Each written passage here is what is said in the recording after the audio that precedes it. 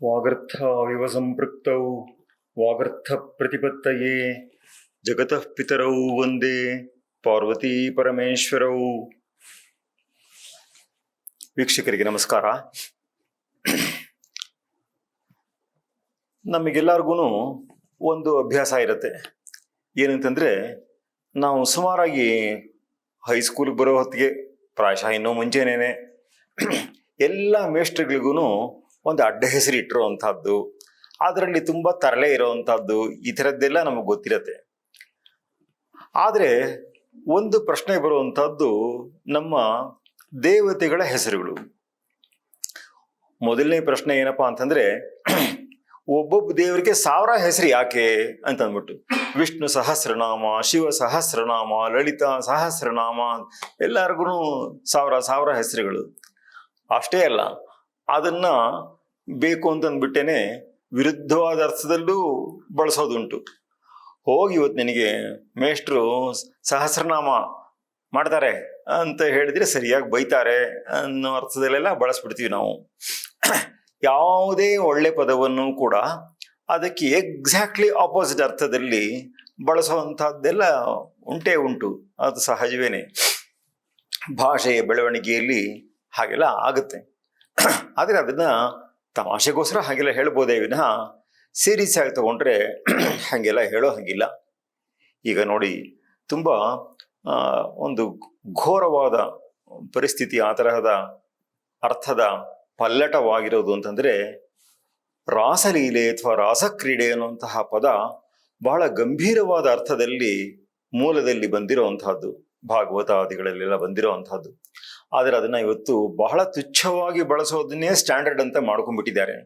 ಇದೆಲ್ಲಾನು ಕೂಡ ಜನಗಳ ತುಚ್ಛವಾದ ಮನಸ್ಸನ್ನು ತೋರಿಸುತ್ತೆ ವಿನಃ ಇನ್ನೇನೂ ಅಲ್ಲ. ಭಾಷೆಯನ್ನ ಬಳಸೋದ್ರಲ್ಲಿ ಒಂದು ಜವಾಬ್ದಾರಿ ಉಂಟು. ಎಷ್ಟರ ಮಟ್ಟಿಗೆ ಅಂತ ಹೇಳಿದ್ರೆ, ಈ ಹೆಸರು ಯಾತಕ್ಕೆ ಬಂತು ಅಂತ ಹೇಳೋದಿಕ್ಕೆ ಪ್ರತಿಯೊಂದಕ್ಕೂ ಕೂಡ ಎಕ್ಸ್ಪ್ಲನೇಷನ್ ಕೊಡುವಂತಹದ್ದು ಅದೆಲ್ಲ ಇದೆ. ಉದಾಹರಣೆಗೆ, ವಿಷ್ಣು ಸಹಸ್ರನಾಮ ಅನ್ನೋದಕ್ಕೆ ಶಂಕರ ಭಗವತ್ಪಾದರೆ ಒಂದು ಭಾಷ್ಯವನ್ನು ಬರೆದಿದ್ದಾರೆ. ಹಾಗೆಯೇ ಪರಾಶರ ಭಟ್ಟರು ಅವರೊಂದು ಭಾಷ್ಯ ಬರೆದಿದ್ದಾರೆ. ಇನ್ನು ಬೇಕಾಷ್ಟು ಜನನು ಭಾಷ್ಯಗಳನ್ನ ಬರೆದಿರೋದುಂಟು. ಅದರಲ್ಲಿ ಭಗವಂತನಿಗೆ ಈ ಹೆಸರು ಯಾತಕ್ಕೋಸ್ಕರ ಬಂತು ಅಂತ ಹೇಳುವಂತಹ, ವಿವರಿಸುವಂತಹದ್ದು, ಆ ಪದವನ್ನ ಒಡೆದು ಅದರ ಮೂಲಾಂಶಗಳಿಗೆ, ಎಲಿಮೆಂಟ್ಸು, ಕಾಂಪೊನೆಂಟ್ಸ್ ಅದೇನಿದೆಯೋ ಅಲ್ಲಿ ತನಕ ತಗೊಂಡು ಹೋಗಿ ಆಮೇಲೆ ಅದರಿಂದ ನೋಡಿ ಈ ಕಾರಣಕ್ಕೋಸ್ಕರ ಈ ಹೆಸರು ಬಂತು ಅಂತ ಆ ಹೆಸರಿನ ಸಾರ್ಥಕ್ಯವನ್ನ, ಸಾರ್ಥಕತೆಯನ್ನ, ಅಂದ್ರೆ ಅರ್ಥದಿಂದ ಕೂಡಿರುವಿಕೆಯನ್ನ ಹೇಳುವಂತಹ ಕ್ರಮ ನಮ್ಮಲ್ಲಿ ಮೊದಲಿಂದಲೂ ಬಂದಿದೆ. ಎಷ್ಟರ ಮಟ್ಟಿಗೆ ಅಂತ ಹೇಳಿದ್ರೆ, ಶಾಂಕರ ಸಂಪ್ರದಾಯದಲ್ಲಿ ಶಂಕರಾಚಾರ್ಯರು ರಚಿಸಿದ ಮೊದಲನೆಯ ಗ್ರಂಥವೇ ವಿಷ್ಣು ಸಹಸ್ರನಾಮ ಭಾಷ್ಯ ಅಂತ ಹೇಳ್ತಾರೆ. ಮತ್ತು ವಿಷ್ಣು ಸಹಸ್ರನಾಮವನ್ನು ಭಕ್ತಿಯಿಂದ, ಶ್ರದ್ಧೆಯಿಂದ ಪಾರಾಯಣ ಮಾಡುವಂತಹದ್ದು ಎಲ್ಲ ಮತಗಳಲ್ಲೂ ಕೂಡ ನಮ್ಮಲ್ಲಿ ಅದು ಬಂದಿರೋವಂಥದ್ದೇ. ದ್ವೈತ ಇರ್ಬೋದು, ಅದ್ವೈತ ಇರ್ಬೋದು, ವಿಶಿಷ್ಟ ಅದ್ವೈತ ಇರ್ಬೋದು, ಪ್ರತಿಯೊಬ್ಬರು ಕೂಡ ಅದರ ಬಗ್ಗೆ ಆಧಾರದಿಂದ ಅದನ್ನ ಅನುಸರಿಸೋದು, ಅನುಸಂಧಾನ ಮಾಡೋದು, ಇದೆಲ್ಲ ಇರುವಂತಹದ್ದೇ. ಪ್ರಕೃತ 2 ಪದ ತಗೊಂಡು ಅದಕ್ಕೆ ಒಂಚೂರು ವಿವರಣೆ ಕೊಡಬೇಕು ಅನ್ನುವಂಥದ್ದು ಈಗಿನ ಯತ್ನ. ಅದೇನಂತ ಹೇಳಿದ್ರೆ, ಪಾರ್ವತಿಗಿರುವಂಥ 2 ಹೆಸರು, ಎರಡನ್ನೂ ಕೂಡ ಒಂದು ರೀತಿಯಲ್ಲಿ ಕಾವ್ಯದಲ್ಲಿ ಕೊಟ್ಟಿರುವಂತಹ ವಿವರಣೆ, ಕಾವ್ಯದಲ್ಲೇನೆ ಈ ಹೆಸರು ಯಾತಕ್ಕೆ ಬಂತು ಗೊತ್ತಾ ಅಂತ ಹೇಳುವಂತಹ ವಿವರಣೆ. ಎರಡರಲ್ಲೂ ಕೂಡ ಏನೋ ಒಂದು ಚಮತ್ಕಾರವೋ, ಏನೋ ಒಂದು ವಿಶೇಷವೋ ಇರೋವಂತಹದ್ದು. ಅಲ್ಲಿ ಕಥಾ ಸಂದರ್ಭವನ್ನ ನಾವು ಗಮನಿಸಿದ ಪಕ್ಷದಲ್ಲಿ ಆಹಾ ಹೀಗ ಅಂತಂದ್ಬಿಟ್ಟು ನಮಗೆ ಅದರ ಬಗ್ಗೆ ಒಂದು ಸಂತೋಷವೋ ಆಶ್ಚರ್ಯವೋ ಆಗಿ ಏನೋ ಒಂದು ವಿಶೇಷವನ್ನು ಅಲ್ಲಿ ತೋರಿಸ್ಕೊಡುವಂತಹದ್ದು ಅದರ ಉದ್ದೇಶವಾಗಿರುತ್ತೆ. ಹಾಗೆ ಇಲ್ಲಿ ಪಾರ್ವತಿಗೆ ಇರುವಂತಹ ಹೆಸರು ಏನಪ್ಪಾ ಅಂದ್ರೆ, ಅವಳಿಗೆ ಉಮಾ ಅಂತ ಒಂದು ಹೆಸರು ನಾವೆಲ್ಲ ಕೇಳಿದೀವಿ.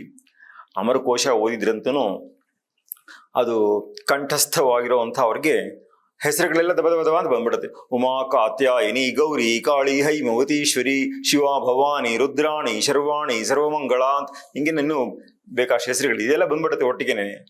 ಹಾಗೆ ಉಮಾ ಅಂತಲೇ ಶುರುವಾಗುತ್ತೆ ಇವಳ ಹೆಸರು. ಫಸ್ಟ್ ಹೆಸರೇ ಉಮಾ ಅಂತಂದ್ಬಿಟ್ಟು, ಅವಳಿಗೆ ಉಮಾ ಅಂತ ಯಾಕೆ ಹೆಸರು ಬಂತು? ಉಮಾ ಅನ್ನೋ ಪದ ನೋಡಿದ್ರೆ ನಮಗೆ ತಕ್ಷಣ ಅದು ಯಾತಕ್ಕೆ ಬಂತು ಅಂತ ಗೊತ್ತಾಗೋದಿಲ್ಲ. ಈಗ ನೋಡಿ, ಪಾರ್ವತಿ ಅಂತಂದ್ರೆ ಗೊತ್ತಾಗುತ್ತೆ ಬೇಕಾರೆ. ಅವಳು ಪರ್ವತರಾಜನ ಮಗಳಾದ್ರಿಂದ ಪಾರ್ವತಿ. ಆ ಪ ಅನ್ನೋದು ಪಾ ಆಗಿದೆ. ಆಮೇಲೆ ಕೊನೆಯಲ್ಲಿ ತ ಅಂತ ಇದ್ದಿದ್ದು ಕೊನೆಗೆ ಅಲ್ಲಿ ಮಗಳು ಅನ್ನೋ ಸ್ತ್ರೀಲಿಂಗಕ್ಕೋಸ್ಕರವಾಗಿ ಈ ಅಂತ ಸೇರ್ಕೊಂಡಿದೆ. ಅಂದ್ರೆ ಪರ್ವತದಿಂದ ಪಾರ್ವತಿ ಅಂತ ಆಗಿದೆ ಅನ್ನೋದು ಲಿಂಕ್ ಗೊತ್ತಾಗ್ಬಿಡುತ್ತೆ. ಈ ಉಮಾ ಅನ್ನೋದು ಹೇಗ್ ಬಂದಿದೆ ಅನ್ನೋದು ಗೊತ್ತಾಗೋದಿಲ್ಲ. ಅದಕ್ಕೆ ಕಾಳಿದಾಸ ತನ್ನ ಕಾವ್ಯದಲ್ಲಿ ಒಂದು ವಿವರಣೆಯನ್ನ ಕೊಟ್ಟಿದ್ದಾನೆ. ಏನಪ್ಪಾ ಅಂತ ಹೇಳಿದ್ರೆ, ಅವಳು ಶಿವನನ್ನೇ ಕುರಿತು ತಪಸ್ಸು ಮಾಡಕ್ ಹೊರಟ್ಲಿಲ್ಲ. ತಪಸ್ಸು ಅನ್ನೋದು ಅದೇನು ಆಟನ, ಅದು ಸುಲಭನ ಅದು. ಆದ್ರಿಂದ ಯಾರಿಗೆ ಅದು ತಪಸ್ಸು ಅನ್ನೋದು ಶಕ್ಯ ಅಂತ ಹೇಳಿದ್ರೆ, ತಪಸ್ಸುಗೋಸ್ಕರ ಯಾರು ಹುಟ್ಟಿರ್ತಾರೋ ಅಂತ ಅವ್ರಿಗೆ ಅದು ಶಕ್ಯ. ಅದರಲ್ಲೂ ಬ್ರಾಹ್ಮಣನಾದವನು ತಪಸ್ಸನ್ನು ಮಾಡಬೇಕು ಅನ್ನೋಂಥದ್ದು ಅವನಿಗೆ ಅದು ವಿಹಿತ ಅಂತ ಇರೋದ್ರಿಂದ ಅವರಿಗೆ ಪರವಾಗಿಲ್ಲ. ಕ್ಷತ್ರಿಯರು, ರಾಜಕುಮಾರ, ರಾಜಕುಮಾರಿ ಅಂತಂದ್ರೆ ಸಾಮಾನ್ಯವಾಗಿ ರಾಜಕುಮಾರ, ರಾಜಕುಮಾರಿ ಪದಗಳನ್ನ ನಾವು ಬಳಸೋದು ಅಬ್ಬಾ ತುಂಬಾ ಕೋಮಲವಾಗಿ ಬೆಳೆಸ್ಬಿಟ್ಟಿದಾರಪ್ಪ, ಅವಳೆ ರಾಜಕುಮಾರಿ ತರ ಅಂತಂದ್ಬಿಟ್ಟು. ರಾಜಕುಮಾರಿ ಅಂದ್ರೆ ಅವಳಿಗೆ ಏನೋ ಕಷ್ಟಗಳಿಲ್ಲ, ಅವಳು ಪಡೋದಿಕ್ಕೆ ರೆಡಿ ಇರೋದಿಲ್ಲ, ಅವಳಿಗೆ ಸರ್ವ ಸುಖ ಸಮೃದ್ಧಿ ಭೋಗಗಳನ್ನ ಒದಗಿಸಿ ಕೊಡಬೇಕು ಅನ್ನೋಂಥ ಈ ತರ ಒಂದು ಲೆಕ್ಕಾಚಾರ ಮನಸ್ಸಿಗೆ ಬಂದ್ಬಿಡತ್ತೆ. ಆದ್ರಿಂದ ಇಲ್ಲಿ ಪರ್ವತ ರಾಜನ ಮಗಳಾದ್ರಿಂದ ಇವಳು ರಾಜಕುಮಾರಿನೇ ಆಯ್ತಲ್ಲ ಪಾರ್ವತಿ. ಆದ್ರಿಂದ ಅವಳ ಕೈಯಲ್ಲಿ ತಪಸ್ ಮಾಡಕ್ಕಾಗತ್ತೆಯೇ? ಒಂದು. ಎರಡನೇದು, ಅಂಥವ್ರು ತಪಸ್ ಮಾಡಕ್ ಹೋದ್ರೆ ಬೇರೆಯವ್ರಿಗಿಂತ ಸಿಕ್ಕಾಪಟ್ಟೆ ತುಂಬಾ ಕಷ್ಟ ಪಡ್ಬೇಕಾಗತ್ತೆ. ಆದ್ರಿಂದ ಪಾರ್ವತಿಯ ತಾಯಿ, ಅವಳ ಹೆಸರು ಮೇನಾ ಅಂತಂದ್ಬಿಟ್ಟು, ಅವಳು ತನ್ನ ಮಗಳಿಗೆ ಹೇಳದಂತೆ, ಬೇಡಮ್ಮ ತಪಸ್ಸಿಗೆ ಅಷ್ಟೊಂದು ಕಷ್ಟ ಪಡಕ್ ಹೋಗ್ಬೇಡ. ಯಾಕೆ ಶಿವನ್ನೇ ಮದುವೆ ಮಾಡ್ಕೊಳ್ಬೇಕು ಅಂತ ಏನು? ಹೆಚ್ಚು ಕಡಿಮೆ ದೇವತೆಗಳು ಆ ಥರ ಬೇಕಾದ ಜನ ಇದ್ದಾರಲ್ಲ, ಅವ್ರನ್ನ ಯಾರು ಬಂದು ಮಾಡ್ಕೊಂಡ್ರಾಯ್ತು. ಅದರಿಂದ ಶಿವನ್ನೇ ಮಾಡ್ಕೋಬೇಕು ಅಂತ ಹಠ ಹಿಡ್ಕೊಂಡ್ಬಿಟ್ಟಿದೆಯಲ್ಲ. ಆದ್ರಿಂದ ಎಲೈ ಪಾರ್ವತಿಯೇ, ಅದು ಬೇಡ ಅಂತ ಹೇಳೋದಿಕ್ಕೆ ಹೊರಟಿದ್ದಾಳಂತೆ ಅವಳು. ಹಾಗೆ ನಾವು ಯಾರನ್ನಾರು ಅಡ್ರೆಸ್ ಮಾಡ್ಬೇಕಾದ್ರೆ ಹಲೋ ಅಂತೀವಿ, ಹೇಯ್, ಓ ಅಂತ ಹಿಂಗೆಲ್ಲ ಹೇಳ್ತೀವಲ್ಲ. ಸಂಸ್ಕೃತದಲ್ಲಿ ಉ ಅಂತಲೂ ಹೇಳ್ಬೋದು. ಉ ಅನ್ನೋದಿಕ್ಕೆ ವಿತರ್ಕ, ಸಂಬೋಧನ, ಪಾದಪೂರಣೇಶು ಅಂತ ಈ ಮೂರು ಅರ್ಥದಲ್ಲಿ ಅದನ್ನ ಉ ಅನ್ನೋದನ್ನ ಬೆಳೆಸ್ತಾರೆ. ಇದು ಹೀಗೋ ಹಾಗೋ ಅನ್ಬೇಕಾದ್ರೆ ನಾವು ಓ ಓ ಸೇರಿಸಿದ್ವಿಲ್ಲ, ಹಾಗೆ ಸಂಸ್ಕೃತದಲ್ಲಿ ಉ ತರ ಬರುವಂತಹದ್ದು ಉಂಟು. ಕಿಮು ಅಂತಂದ್ಬಿಟ್ಟು ಇದೇನು ಹೀಗೋ ಅಥವಾ ಕಿಮು ಅಥವಾ ಹೀಗೋ ಅಂತ ಕೇಳೋದಕ್ಕೋಸ್ಕರವಾಗಿ ಅಲ್ಲಿ ಉಕಾರವನ್ನ ಹಾಗೆ ಬಳಸುವಂತಹದ್ದು ಉಂಟು. ಇದು ಒಂದು ಅರ್ಥ. ಎರಡನೇದು, ಸಂಬೋಧನೆ ಮಾಡ್ಬೇಕಾದ್ರೆ, ಈಗ ತಾನು ಹೇಳಿದ್ರಲ್ಲ, ಯಾರನ್ನಾರನ್ನು ಅಡ್ರೆಸ್ ಮಾಡ್ಬೇಕಾದ್ರೆ, ಕರಿಬೇಕಾದ್ರೆ ಅವ್ರನ್ನ ಕನ್ನಡದಲ್ಲಿ ಎಲೈ ಅಂತ ಕೇಳ್ತೀವಿ, ಅಥವಾ ಲೇ ಅಂತ ಕೇಳ್ತೀವಿ, ಹಲೋ ಅಂತ ಕೇಳ್ತೀವಿ. ಅಷ್ಟೇ ಅಲ್ಲ, ಈ ಹಲೋ ಅನ್ನೋ ಪದ ಇದೆಯಲ್ಲ, ಅದು ಸಂಸ್ಕೃತದಿಂದ ಬಂದಿರೋದು. ಸಂಸ್ಕೃತದಲ್ಲಿ ಫ್ರೆಂಡ್ನ ಕರಿಬೇಕಾದ್ರೆ ಹಲಾ, ಶಾಕುಂತಲೆ ನಾಟಕದಲ್ಲಿ ಹಲಾ ಶಕುಂತಲೆ ಅಂತಲೇ ಕರೆಯೋದು. ಸೊ ಹಲೋ ಶಕುಂತಲಾ ಅಂತ ಹೇಳಿದ್ರೆ ಹೆಂಗೋ ಅದೇ ಅರ್ಥನೇ ಅದಕ್ಕೆ. ಆದ್ರಿಂದ ಸಂಸ್ಕೃತದ ಹಲ ಅನ್ನೋದನ್ನೇ ಬಂದಿರುವಂಥದ್ದು ಇಂಗ್ಲೀಷ್ನ ಹಲೋ ಅಂತ ನಾವು ಅನ್ಕೋಬಹುದು, ಏನ್ ತೊಂದರೆ ಇಲ್ಲ. ಆದ್ರಿಂದ ಯಾರು ಫೋನ್ ಮಾಡಿದ್ರೆ ಹಲೋ ಅಂತ ಹೇಳಿದ್ರೆ ಏನೋ ಇಂಗ್ಲೀಷ್ ಹೇಳ್ಬಿಟ್ವಿ ನಾವು ಅಂತ ಏನು ಹೆದರ್ಕೋಬೇಕಾಗಿಲ್ಲ. ಸಂಸ್ಕೃತ ಪದನೇ ಒಂಚೂರು ವ್ಯತ್ಯಾಸ ಮಾಡ್ಕೊಂಡು ಬಳಸ್ಕೊತಾ ಇದ್ದಾರೆ ಅಂತ ನಾವು ಸಮಾಧಾನ ಮಾಡ್ಕೋಬಹುದು, ಏನ್ ತಪ್ಪೇನಿಲ್ಲ. ಆಯ್ತು. ಇಲ್ಲಿ ಏನಪ್ಪಾ ಆಗಿದೆ ಅಂತ ಹೇಳಿದ್ರೆ, ಹೂ ಅಂತಂದ್ರೆ ಎಲೈ ಅಂತಂದ್ಬಿಟ್ಟು ಲೇ ಅಂತ ಕರೆದ್ರೆ ಏನರ್ಥನೋ ಅದೇನೆ. ಅದನ್ನ ಹೇಳ್ಬಿಟ್ಟು ಅಂದ್ರೆ ಎಲೈ ಪಾರ್ವತಿಯೇ ಅಂತಂದ್ಬಿಟ್ಟು ಅವಳನ್ನೇ ತಾನೇ ಕರೆದೆ ಹೇಳ್ತಾ ಇರೋವಂಥದ್ದು. ಅವಳಿಗೆ ಬೇಡಮ್ಮ, ನಿನ್ ಕೈಲಿ ಆಗೋದಿಲ್ಲ ಬೇಡಮ್ಮ ಅಂತ ಹೇಳೋದಕ್ಕೋಸ್ಕರವಾಗಿ ಮಾ ಅಂತ, ಸಂಸ್ಕೃತದಲ್ಲಿ ಮಾ ಅಂದ್ರೆ ಬೇಡ ಅಂತಂದ್ಬಿಟ್ಟು. ಬೇರೆ ಇನ್ನೊಂದು ಮಾ ಇದೆ ಸಂಸ್ಕೃತದಲ್ಲಿ, ಅದಕ್ಕೆ ನನ್ನನ್ನು ಅಂತ ಅರ್ಥ. ಇವಾಗ ಅಸ್ಮದ್ ಶಬ್ದ ಅಂತ ಹೇಳ್ತಾರೆ, ನಾನು ಅಂತ ಏನಾದ್ರು ಹೇಳ್ಬೇಕು ಅಂತಂದ್ರೆ ಅದಕ್ಕೆ ಅಹಂ, ಆವಾಂ, ವಯಂ, ಮಾಂ, ಮಾ, ಆವಾಂ, ನೌ, ಅಸ್ಮಾನ್, ನಹ ಅಂತ ಬರುತ್ತೆ. ಅಲ್ಲಿ ಮಾಂ, ಮಾ ಅಂತ ಬರುತ್ತೆ. ಅಲ್ಲಿ ಮಾ ಅನ್ನೋದಕ್ಕೆ ನನ್ನನ್ನು ಅಂತ ಅರ್ಥ. ಅದಕ್ಕೇನೆ ಉಪನಿಷತ್ತಿನಲ್ಲಿ ಬ್ರಹ್ಮ ನನ್ನನ್ನು ನಿರಾಕರಿಸದಿರಲಿ ಅನ್ನೋದಕ್ಕೆ ಮಾ ಬ್ರಹ್ಮ ನಿರಾಕರೋತು ನಿರಾಕುರ್ಯಾತ್ ಅಂತ ಈ ತರ ಪದಗಳೆಲ್ಲ ಬಳಸುವಂತಹದ್ದು. ಯಾಕಪ್ಪ ಅಂತಂದ್ರೆ ಬ್ರಹ್ಮವು ನನ್ನನ್ನು ನಿರಾಕರಿಸದಿರಲಿ, ಅಲ್ಲಿ ನೆಗೆಟಿವ್ ಅರ್ಥನೂ ಬಂತು ಮಾ ಅನ್ನುವಂಥದ್ದು, ನನ್ನನ್ನು ಅನ್ನೋ ಅರ್ಥನೂ ಬಂತು. ಎರಡು ಮಾ ಇದೆ. ಅದಕ್ಕೆ ಸ್ವರದಲ್ಲಿ ಭೇದವಿದೆ ಅಂತ ಹೇಳ್ತಾರೆ. ಆದ್ರಿಂದ ಅದನ್ನ ಹಂಗಾರೆ ಯಾವ ಕಾಂಟೆಕ್ಸ್ಟ್ ನಲ್ಲಿ ಏನ್ ಅರ್ಥ ಅಂತ ತಿಳ್ಕೊಳ್ಬೇಕು ಅಂತ ಕೇಳಿದ್ರೆ ಆ ಸ್ವರದಿಂದ ಸ್ವರ ಜ್ಞಾನದಿಂದ ಅದರ ಭೇದವನ್ನ ತಿಳ್ಕೊಳ್ಬಹುದು ಅಂತ. ಇರ್ಲಿ, ಅಂತೂ ಮಾ ಅಂದ್ರೆ ಲೇ ಬೇಡ ಕಣೆ, ನಿನ್ ಕೈಲಿ ಆಗಲ್ಲ ಕಣೆ ಅಂತ ತಾಯಿ ಪ್ರೀತಿಯಿಂದ ಮಗಳಿಗೆ ಹೇಳ್ತಾ ಇರೋಂಥದ್ದು. ಮಗಳು ಮಾಡಕ್ ಹೊರಟಿರೋದು ಒಳ್ಳೆ ಕೆಲಸವೇನೆ, ದೊಡ್ಡ ಕೆಲಸವೇನೆ, ಕಷ್ಟದ ಕೆಲಸವೇನೆ, ಉದಾತ್ತವಾದ ಕೆಲಸವೇನೆ.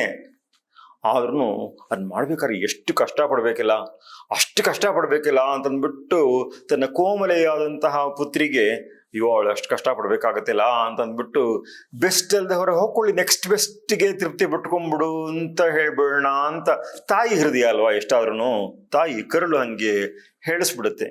ಅದಕ್ಕೋಸ್ಕರವಾಗಿ ಬೇಡ ಕಣೆ ಅಂತ ಹೇಳಕ್ ಹೊರಟ್ಲಂತೆ ಅವಳು. ಮಾ ಅಂದ್ರೆ ಬೇಡ, ಅಂದ್ರೆ ಎಲೆ ಈ ಪಾರ್ವತಿಯೇ ಮಾ ಬೇಡ ಅಂತಂದ್ಬಿಟ್ಟು ಅವಳು ಹೇಳಕ್ ಹೊರಟ್ಲು. ಅದಕ್ಕೇನೆ ಮಾ ಅಂತ ಅವಳು ಪಾರ್ವತಿ ಹೆಸರು ಬಂದ್ಬಿಡ್ತು ಅಂತ ತಮಾಷೆಗೆ ಹೇಳಿರೋದು ಕಾಳಿದಾಸ. ಅಂತೂ ಹಾಗ್ ಬಂತು ಅಂತ ಹೇಳ್ತಾನೆ. ತಾಂ ಪಾರ್ವತಿ ತ್ಯಾಭಿಜನೇನ ನಾಮ್ನ ಬಂಧು ಪ್ರಿಯಾಂ ಬಂಧುಜನೋ ಜುಹಾವ. ಅವಳನ್ನ ಪಾರ್ವತಿ ಅಂತಂದ್ಬಿಟ್ಟು ಅವಳ ಒಳ್ಳೆಯ ಅಭಿಜನ, ಅಭಿಜನ ಅಂದ್ರೆ ಅಭಿಜನಕ್ಕೆ ಸಂಬಂಧಪಟ್ಟದ್ದು, ಅಭಿಜನ ಅಂದ್ರೆ ಒಳ್ಳೆಯ ಅಪ್ಪ ಅಮ್ಮ, ಯಾರಿಗಾರು ಅಬ್ಬಾ ಎಂಥ ಅಪ್ಪ ಅಮ್ಮನ ಮಕ್ಕಳು ಇವರು ಅಂತ ಅನ್ಸ್ಕೊಳ್ತೀವಲ್ಲ, ಅಂಥವನಿಗೆ ಅಭಿಜನ ಒಳ್ಳೆಯದು, ಅಂಥವನು ಅಭಿಜಾತ ಅಂತ ಹೇಳುವಂಥದ್ದು. ಅಂದ್ರೆ ಒಳ್ಳೆಯ ವಂಶದಲ್ಲಿ ಹುಟ್ಟಿದಂಥವನು, ಇವನ ಅಪ್ಪ ಅಮ್ಮನೋ ಅಜ್ಜ ಅಜ್ಜಿನೋ ಅವರೆಲ್ಲ ಇವು ಎಷ್ಟು ಗ್ರೇಟು, ಅಂತ ವಂಶದಲ್ಲಿ ಬಂದಿರುವಂಥವನು ಅಂತ ಆಗಿರೋವಂಥವ್ರನ್ನ ಅಭಿಜಾತ ಅಂತ ಕರೆಯುವಂಥದ್ದು. ಹಾಗೆ ಆ ತಂದೆಯ ಹೆಸರು, ಅವನು ಪರ್ವತ ರಾಜ, ಅದರಿಂದ ಬಂದಿರುವಂತಹ ಪಾರ್ವತಿ ಅನ್ನುವಂಥದ್ದು ನ್ಯಾಚುರಲ್ ನೇಮ್, ಅದಕ್ಕೋಸ್ಕರ ಹಾಗೆ ಕರೆದಿರೋದು ಅಂತಂದ್ಬಿಟ್ಟು ಬಂಧುಗಳೆಲ್ಲರನ್ನು ಕೂಡ ಹಾಗೆ ಕರೆದಿರಂತೆ ಅವಳನ್ನ. ಆದ್ರೆ ಅವಳ ಅಮ್ಮ ಮಾತ್ರ ಉಮೇತಿ ಮಾತ್ರ ತಪಸ್ಸೋ ನಿಷಿದ್ಧ, ತಪಸ್ಸು ಬೇಡಮ್ಮ ಅಂತಂದ್ಬಿಟ್ಟು ಅಷ್ಟೊತ್ತು ಕಷ್ಟಪಡೋದು ಬೇಡ ಅಂತ ಅದಕ್ಕೆ ನಿಷೇಧ ಮಾಡಿರಲಿಲ್ಲ. ಪಶ್ಚಾತ್ ಉಮಾಖ್ಯಾಂ ಸುಮುಖಿ ಜಗಾಮ, ಆ ಸುಮುಖಿಗೆ ಉಮಾ ಅನ್ನೋ ಹೆಸರು ಬಂತು ಅಂತಂದ್ಬಿಟ್ಟು ಅಂತ. ಯಾರು ನೋಡಕ್ ತುಂಬಾ ಲಕ್ಷಣವಾಗಿದ್ರೆ ಅವ್ರಿಗೆ ಕಷ್ಟ ಬಂದ್ರೆ ಒಂಥರ ಅಯ್ಯೋ ಅಂತ ನಮ್ಮ ಮನಸ್ಸು ತುಂಬಾ ಬೇಗ ಅನ್ಸ್ಬಿಡುತ್ತೆ. ಇಂಗ್ಲಿಷ್ನಲ್ಲಿ ಇದನ್ನ ಡ್ಯಾಮ್ಸೆಲ್ ಇನ್ ಡಿಸ್ಟ್ರೆಸ್ ಅಂತ ಹೇಳ್ತಾರೆ. ಸುಂದರಿ ಆಗಿರೋಂಥವಳು ಅವಳಿಗೇನೋ ಬಿದ್ದುಬಿಟ್ಲು, ಆಕ್ಸಿಡೆಂಟ್ ಆಗೋಯ್ತು, ಇನ್ಯಾರೋ ಅವ್ರನ್ನ ಅಟ್ಯಾಕ್ ಮಾಡ್ಬಿಟ್ರು, ಹಿಂಗೆಲ್ಲ ಆಗೋಗ್ಬಿಟ್ರೆ ಆಡಿಯನ್ಸ್ಗೆ ಅವರ ಸೌಂದರ್ಯದ ಕಾರಣವಾಗಿ ಅದೇನೋ ಒಂದು ಪಕ್ಷಪಾತ ಒಂದಿಷ್ಟು ಬಂದ್ಬಿಡುತ್ತೆ. ಹಾಗೆ ಈ ಸುಮುಖಿಯಾದಂತಹ ಪಾರ್ವತಿಗೆ ಅಷ್ಟೊಂದು ಕಷ್ಟ ಬೇಡ ಅನ್ನೋದಕ್ಕೋಸ್ಕರವಾಗಿ ಹಿಂಗೆ ಈ ಹೆಸರು ಬಂತು ಅಂತ ಅಂದ್ಬಿಟ್ಟು ಕಾಳಿದಾಸ ತಮಾಷೆಯಾಗಿ ಒಂದು ರೀತಿಯಲ್ಲಿ ಹೇಳಿರುವಂತಹದ್ದು. ಇನ್ನೊಂದು ಹೆಸರು ಅವಳಿಗೆ ಅಪರ್ಣ ಅಂತ ಅಂದ್ಬಿಟ್ಟು ಅಂತ. ಪರ್ಣ ಅಂದ್ರೆ ಎಲೆ. ಏನು ಅಪರ್ಣ ಅಂತಂದ್ರೆ ನೋ ಎಲೆ ಅಂತ ಯಾರಾದ್ರೂ ಹಂಗೆ ಹೆಸರಿಟ್ಕೋತಾರ ಅಂತ ನಮಗೆ ಬರುತ್ತೆ. ಕಾಳಿದಾಸ ಅದಕ್ಕೂ ಕೊಡ್ತಾನೆ. ಅವಳಿಗೆ ಯಾಕೆ ಹೆಸರು ಬಂತು ಗೊತ್ತಾ ಅಂದ್ಬಿಟ್ಟು, ಅವಳು ತಪಸ್ ಮಾಡಿದ್ಲೆಲ್ಲ ಮುಂದೆ ಮಾಡ್ಬೇಕಾದ್ರೆ ಬೇಕಾಶ ಫಸ್ಟ್ ಕ್ಲಾಸಾಗೆ ತಪಸ್ ಮಾಡಿದ್ಲು. ಶಿವ ಒಲೆಯಲಿಲ್ಲ. ಎಷ್ಟು ದಿವಸ ಅನ್ನಪ್ಪ, ಸರಿ ಇನ್ನೂ more and more serious, more and more ಕಷ್ಟಪಟ್ಟು ಅವಳು ಇನ್ನೂ ತಪಸ್ ಮಾಡಕ್ ಶುರು ಮಾಡಿದ್ಲು. ಆಯ್ತಾ, ಅದರಲ್ಲಿ ಒಂದು ಸ್ಟೇಜಲ್ಲಿ ಏನಪ್ಪಾ ಅಂತ ಹೇಳಿದ್ರೆ ಅವಳು ಆಹಾರವನ್ನ ತುಂಬಾ ಕಡಿಮೆ ಮಾಡ್ಕೊಂಡು, ನಾವು ತಗೊಳ್ಳುವಂತಹ ಆಹಾರ ಇದೆಯಲ್ಲ, ಬಹಳ ಜನ ನಾವುಗಳೆಲ್ಲ ತಗೊಳ್ಳುವಂತಹದ್ದು ಎಷ್ಟು ಬೇಕೋ ಅದಕ್ಕಿಂತ ತುಂಬಾ ಜಾಸ್ತಿ ತಗೊಳ್ತೀವಿ. ನಾವು ತುಂಬಾ ಕಡಿಮೆ ಆಹಾರವನ್ನು ತಗೊಂಡ್ರೆ ಕೂಡ ನಡೆಯುತ್ತೆ. ಅಂದ್ರೆ ಅದು ಸಡನ್ ಆಗಿ ಡ್ರಾಸ್ಟಿಕ್ ಚೇಂಜ್ ಮಾಡಬಾರ್ದು, ಗ್ರಾಜುಯಲ್ ಆಗಿ ಕಡಿಮೆ ಮಾಡ್ಕೊಂಡು ಹೋದ್ರೆ ತುಂಬಾ ಕಡಿಮೆ ಆಹಾರದಲ್ಲೂ ನಡೆಯುತ್ತೆ. ಅವಳು ಎಷ್ಟು ತಪಸ್ಸು ಮಾಡ್ತಾ ಇದ್ಲು ಅಂತ ಹೇಳಿದ್ರೆ, ತಪಸ್ಸು ಮಾಡಬೇಕು ಅಂತಂದ್ರೆ ಮನಸ್ಸು ಅಂತರ್ಮುಖವಾಗಬೇಕು. ನಾವು ಹೆಚ್ಚು ಆಹಾರ ತಗೊಂಡಷ್ಟು ನಮ್ಮಲ್ಲಿ ತಾಮಸವಾದ ಪ್ರಭಾವ ಜಾಸ್ತಿ ಆಗುತ್ತೆ ಅಥವಾ ರಾಜಸವಾದ ಪ್ರಭಾವ ಜಾಸ್ತಿ ಆಗುತ್ತೆ. ಸೊ ತುಂಬಾ ಜಾಸ್ತಿ ತಗೊಂಡ್ರೆ ತಾಮಸ. ಸರಿ, ಹೀಗಾಗಿ ಮನಸ್ಸು ರಾಜಸ ತಾಮಸಗಳಲ್ಲೇ ಇದ್ದ ಪಕ್ಷದಲ್ಲಿ ಕಷ್ಟ, ಅದು ಮನಸ್ಸು ಅಂತರ್ಮುಖ ಹೋಗೋದು ಕಷ್ಟ. ಅದು ಹಗುರವಾಗಿರ್ಬೇಕು. ಮೈ ಮನಸ್ಸು ಎರಡು ಹಗುರವಾಗಿದ್ದಾಗ ಒಳಮುಖ ಸಂಚಾರ ತುಂಬಾ ಸುಲಭ, ಮನಸ್ಸಿಗೆ ಎಷ್ಟೋ ಸುಲಭವಾಗುತ್ತೆ. ಅದೇ ಅಭ್ಯಾಸವಾಗಿ ಚೆನ್ನಾಗಿ ಆಗ್ಬೇಕು. ಪಾರ್ವತಿ ತಪಸ್ಸು ಮಾಡ್ತಾ ಇದ್ರಲ್ಲಿ ಹೆಂಗಪ್ಪ ಮಾಡಲು ಅಂದ್ರೆ, ಯಾವಾಗ ತನ್ನ ರೆಗ್ಯುಲರ್ ತಪಸ್ಸು ಎಲ್ಲರೂ ಮಾಡುವಂತ ತಪಸ್ಸಿನಿಂದ ಗುರಿ ಯಾವಾಗ ಸಿಗ್ಲಿಲ್ವೋ, ಆಗ ಇನ್ನೂ ಸೀರಿಯಸ್ ಆಗಿ ಇನ್ನೂ ಕಷ್ಟವಾದಂತಹ ತಪಸ್ಸನ್ನು ಮಾಡ್ತೀನಿ ಅಂತಂದ್ಬಿಟ್ಟು ಅವಳು ಯಾವ ಲೆವೆಲ್ಗೆ ಬಂದ್ಲು ಅಂತಂದ್ರೆ, ಸಾಮಾನ್ಯವಾಗಿ ಮುನಿಗಳಲ್ಲೆಲ್ಲಾನು ಒಂದು ಟಾಪ್ ಲೆವೆಲ್ ತಪಸ್ಸು ಅಂದ್ರೆ ಏನು ಅಂತಂದ್ರೆ, ಏನೋ ಒಂದಿಷ್ಟು ಹಾಲು ಹಣ್ಣು ತಗೋತಾರೆ ಅಷ್ಟೇ, ಇನ್ನೇನ್ ತಗೊಳಲ್ಲ ಅನ್ನೋ ತರದ್ದಲ್ಲ. ತಾವು ತಪಸ್ ಮಾಡೋ ಜಾಗದಲ್ಲಿ, ತಪೋವನದಲ್ಲಿ ಮರಗಳಿಂದ ಬೀಳುವಂತಹ ಎಲೆ, ತಾನಾಗೆ ಬಿದ್ದಿರುವಂತಹ ಎಲೆ ಅಷ್ಟನ್ನು ತಿನ್ಕೊಂಡೇ ಜೀವನ ಮಾಡ್ಬೋದು, ನಡೆಯುತ್ತೆ. ಅದಕ್ಕೆ ಸ್ವಯಂ ವಿಶೀರ್ಣ ದ್ರುಮಪರ್ಣ ಅಂತ ಹೇಳ್ತಾರೆ. ಅಷ್ಟು ಮಾತ್ರ ತಿನ್ಕೊಂಡಿರುವಂಥದಕ್ಕೆ ವೃತ್ತಿತ ಅಂತ ಸೇರಿಸ್ತಾರೆ. ಅದನ್ನೇ ತಪಸ್ಸಿನ ಪರಾಕಾಷ್ಠೆ ಅಂತ ಹೇಳ್ತಾರೆ. ಪರಾಹಿ ಕಾಷ್ಠ ತಪಸಃ ಅಂತ. ತಯಾ ಪುನಃ, ಆದರೆ ಅವಳಿಂದ ಅಂತೂ ಏನಪ್ಪ ಮಾಡಿದ್ಲು ಅವಳು ಅಂತಂದ್ರೆ ತದಪ್ಯಪಾಕೀರ್ಣಂ, ಅದನ್ನು ಬಿಟ್ಬಿಟ್ಲಂತೆ. ಅತಃ ಅದಕ್ಕೋಸ್ಕರನೇ ಆ ಪ್ರಿಯಂ ವದಾಂ ತಾಂ, ಆ ಪ್ರಿಯಂ ವದೆಯಾದಂತಹ ಆ ಪಾರ್ವತಿಯನ್ನ ಅಪರ್ಣ ವದಂತಿ ಅಪರ್ಣ ಇತಚತಾಂ ಪುರಾವಿದ ಅಂತ, ಅವಳನ್ನ ಅಪರ್ಣ ಎಂಬುದಾಗಿ ಪ್ರಾಜ್ಞರು ಕರೀತಾರೆ ಅಂತ ಹೇಳ್ಬಿಟ್ಟು, ಪುರಾವಿದ ಅಂದ್ರೆ ಹಿಂದಿನದನ್ನ ಬಲ್ಲಂಥವ್ರು ಅಂತಂದ್ಬಿಟ್ಟು ಅವ್ರು ಕರೀತಾರೆ ಅಂತ. ಅಂದ್ರೆ ತಾನಾಗೇ ಬಿದ್ದಂತಹ ಎಲೆಯನ್ನು ಸಹ ಅವಳು ಸೇವಿಸದೆ ತನ್ನ ತಪಸ್ಸನ್ನ ಮುಂದುವರಿಸಿದಳು ಅಂತಂದ್ಬಿಟ್ಟು. ಹೀಗೆ ಇದು ತಪಸ್ಸಿನ ಒಂದು ಪರಾಕಾಷ್ಠೆ ಅಂತ ಯಾವ್ದನ್ನಿಸ್ಕೊಂಡಿರುತ್ತೋ ಅದನ್ನೂ ಮೀರಿದಂತಹ ತಪಸ್ಸು. ಆ ಕಾರಣಕ್ಕಾಗಿ ಇವಳಿಗೆ ಅಪರ್ಣ ಅಂತ ಹೆಸರು ಬಂತು ಅಂತ ಅಂದ್ಬಿಟ್ಟು. ಇದರಲ್ಲಿ ಗಮನಿಸಬೇಕಾದ ಒಂದೆರಡು ಅಂಶಗಳು ಹೇಳಿ ನನ್ನ ಮಾತನ್ನು ಮುಗಿಸ್ತೀನಿ. ಅದರಲ್ಲಿ ಏನಂತ ಹೇಳಿದ್ರೆ, ಅವಳಿಗೆ ಅಪರ್ಣ ಅಂತ ಹೆಸರು ಯಾತಕ್ಕೆ ಬಂತು ಅನ್ನೋದಕ್ಕೆ ಬೇರೆ ಕಾರಣವೂ ಇದೆ. ಉಮಾ ಅನ್ನಕ್ಕೆ ಯಾಕೆ ಹೆಸರು ಬಂತು ಅನ್ನೋದಕ್ಕೂ ಬೇರೆ ಕಾರಣವೂ ಇದೆ. ಅದನ್ನೇ ಹೇಳೋದಿಕ್ಕೆ ನಾನು ಹೋಗೋದಿಲ್ಲ. ಆದರೆ ಒಂದೇ ಒಂದು ಮಾತು ಏನಂತ ಹೇಳಿದ್ರೆ, ಶ್ರೀರಂಗ ಮಹಾಗುರುಗಳು ಪಾರ್ವತಿಯ ತಪಸ್ಸಿನ ಬಗ್ಗೆ ಒಂದು ಮಾತು ಹೇಳಿದ್ರು. ಅವಳು ಪಂಚಾಗ್ನಿ ತಪಸ್ಸು ಅಂತ ಒಂದು ತಪಸ್ಸನ್ನು ಮಾಡ್ತಾಳೆ. ಅಂದ್ರೆ ಸುತ್ತಲೂ 4 ದಿಕ್ಕಿನಲ್ಲಿ 4 ಅಗ್ನಿಗಳು ಮತ್ತು 5ನೆಯ ಅಗ್ನಿ ಎನಿಸ್ಕೊಳ್ಳುವಂತಹ ಸೂರ್ಯನನ್ನ ಸಮ್ಮರ್ನಲ್ಲಿ, ಗ್ರೀಷ್ಮ ಋತುವಿನಲ್ಲಿ ಸೂರ್ಯನನ್ನೇ ದಿಟ್ಟಿಸಿ ನೋಡ್ತಾ ಇರೋದು, ಏವ ಇಕ್ಕದೆ ನೋಡ್ತಾ ಇರುವಂತಹದ್ದು. ಇದಕ್ಕೆ ಪಂಚಾಗ್ನಿ ತಪಸ್ಸು ಅಂತ ಹೆಸರು. ಮಹಾ ಕಷ್ಟಕರವಾದಂತಹ ತಪಸ್ಸದು. ಅದನ್ನ ನಾವು ಪುರಾಣಗಳ ಕಥೆಗಳೆಲ್ಲ ಓದ್ಬಿಟ್ಟು ಕೆಲವು ಸಲ ನಮ್ಗೆ ಇನ್ಸ್ಪಿರೇಷನ್ ಬಂದ್ಬಿಡುತ್ತೆ. ನಾವು ಆಗ ಥರದ್ದು ಏನಾರು ಮಾಡಬೇಕು ಅಂತೆಲ್ಲ ಅನ್ಸ್ಬಿಡತ್ತೆ. ಅದನ್ನ ಮಾಡಕ್ಕೆ ಹೋಗುವಂತಹದ್ದಲ್ಲ ಅನ್ನುವಂತಹ ಒಂದು ಎಚ್ಚರವನ್ನ ಕೊಟ್ಟಿದ್ರು. ಅಂದ್ರೆ ಪುರಾಣಗಳಲ್ಲಿ ಬಂದಿರುವಂತಹದ್ದು ಕೆಲವು ಬೇರೆ ಯುಗಕ್ಕೆ ಅನ್ವಯಿಸುವಂತಹ ವರ್ಣನೆಗಳಾಗಿರುತ್ತವೆ. ಅದನ್ನ ಇವತ್ತು ಮಾಡಕ್ ಹೋಗ್ಬಿಡ್ಬಾರ್ದು ಅಂತ. ಇವತ್ತು ಹಂಗೆ ಸೂರ್ಯನ ದಿಟ್ಟಿಸಿ ನೋಡಿ ಮಾಡ್ತೀನಿ ಅಂದ್ರೆ ಕಣ್ಣು ಸುಟ್ಟೋಗುತ್ತೆ, ಕಣ್ಣು ದೃಷ್ಟಿ ಹೋಗ್ಬಿಡುತ್ತೆ ಅಷ್ಟೇ, ಆಮೇಲೆ ಇನ್ನೂ ಹಾಳಾಗ್ತಾನೆ.